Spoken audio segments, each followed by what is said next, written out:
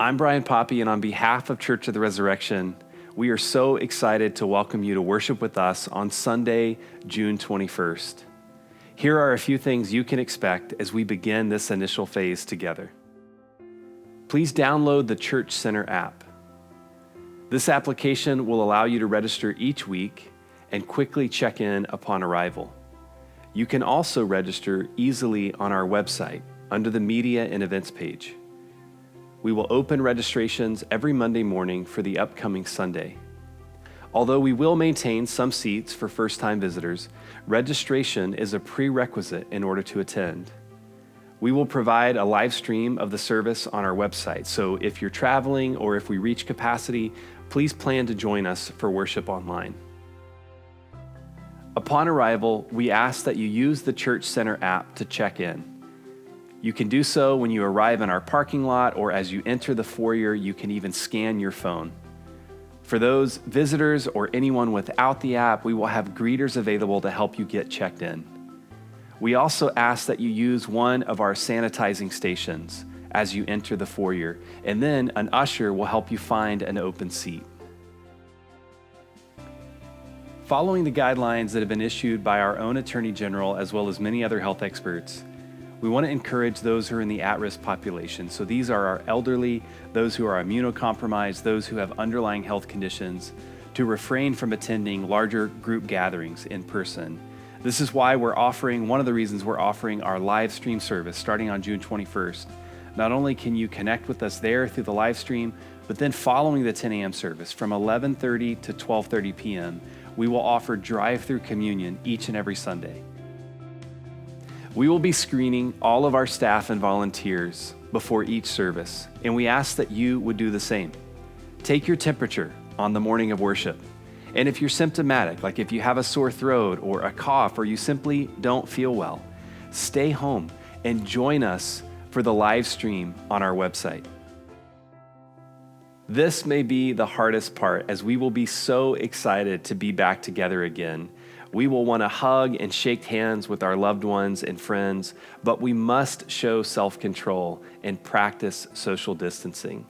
We will have 6 feet of space in between seated attendees, families, and individuals. Not only will it affect our seating arrangement, but this 6-foot requirement also needs to be observed as we enter the building, as you use the restroom facilities, as you exit the building and return to your vehicles. I want you to set your expectations for this requirement. It is indeed a requirement on us to practice 6 feet of social distancing in between each household. It will also affect things like the passing of the peace, the offertory, or even how we do communion. We'll still practice these things, but without physical contact for now. When you enter, our diocese requires that everyone wear a mask. This is a way of showing love for your neighbors. It also allows us to make liturgical responses and singing possible. We will have masks available at the door upon entering, but we also encourage you to bring your own mask in order to conserve supplies. Student, children, and nursery ministries will be closed for now. And what this means is we will be worshiping together as the whole church. We are going to provide a live feed of the worship service in the middle classroom for families with infants who may need to take a break for a brief period of time during the service. I also want to remind you all that in this new normal, one of the major adjustments we've made is our service will now be approximately 60 minutes in length. Our diocese is requiring that we serve communion in one kind only for the foreseeable future. This means bread only for now. We've made some adjustments to make communion as safe as possible.